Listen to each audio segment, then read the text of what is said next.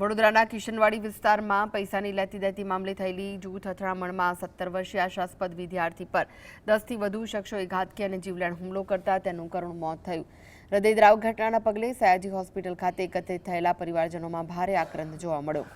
જ્યાં સુધી તમામ નરાધમ આરોપીઓની ધરપકડ ન થાય ત્યાં સુધી મૃતદેહ સ્વીકારવાનો સ્પષ્ટ ઇનકાર કરાયો। પરિવારની તાત્કાલિક ધરપકડની માંગ અને ન્યાયની પોકાર વચ્ચે સમગ્ર હોસ્પિટલ પરિસર કિશનવાડી વિસ્તારમાં ભારે તણાવપૂર્ણ માહોલ સર્જાયો। જ્યારે બીજી તરફ પોલીસે આ મામલે સત્તાવાર ગુનો નોંધી ફરાર આરોપીઓને ઝડપી પાડવા ચક્રો ગતિમાન કર્યા છે।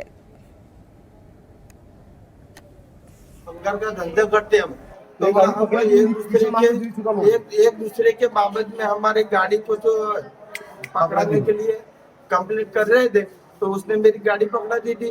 तो मैंने कहा उसको बोला था कि पैसा मेरे को दे दो, तो मैंने उसको 1,80,000 चुकवाया था और उसके बाद में वो पैसे नहीं दे रहे थे। और मेघराज बंजारा, विक्रम बंजारा, पंकज बंजारा, विनोद बंजारा, ये सब शामिल थे।